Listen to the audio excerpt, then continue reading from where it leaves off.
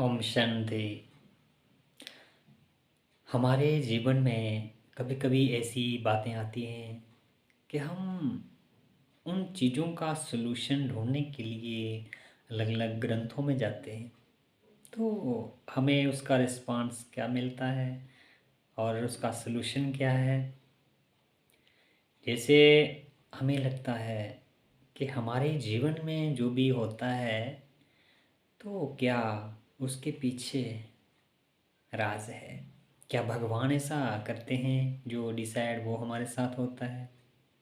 या फिर हमारे अपने निर्णय की बात है? और इस बात को लेकर जब लोग श्रीमद् भागवत गीता को पढ़ने लगते हैं, तो वहाँ कई बार किसी श्लोक में ये भी बताया होगा कि न कर्तृत्वं न कर्माणि लोकस्य सृजते प्रभु न कर्मफल संजोगम संभावसतु प्रवर्तते। कि इसका मतलब ये है कि भगवान हमारे जीवन में अपनी इच्छा से कुछ नहीं करते हैं और ना ही उनको हमारे कर्मों के एक्शन से या उसके फ्रूट से कुछ मतलब है। और हमारे साथ जो भी दुख सुख हानि लाभ जो भी होता है वो हमारे कर्मों के कारण होता है और उसका हिसाब किताब प्रकृति देती है, ईश्वर नहीं देते।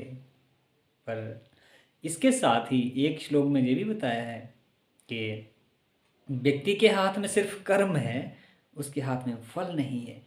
फल उसके विपरीत भी हो सकता है। फल विपरीत तो नहीं होता है, लेकिन उसकी गहराई क्या है उसमें ये समझाया है कि कोई व्यक्ति कर्म कर रहा है, एक प्लानिंग को लेकर चल रहा है, आगे चलते चलते उसका जो रास्ता है वो ऐसा ब्लॉक हो जाता है कि कर कुछ और रहा था और कुछ और हो जाता है।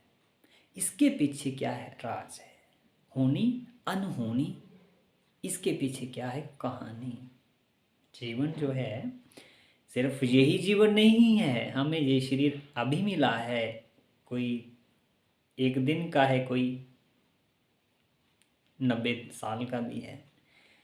तो इससे पहले कि कर्मों का हिसाब किताब हमारे सामने आके खड़ा हो जाता है, जो हमें रोक देता है और जो हमारा कर्जा पिछले जन्मों का है, अच्छे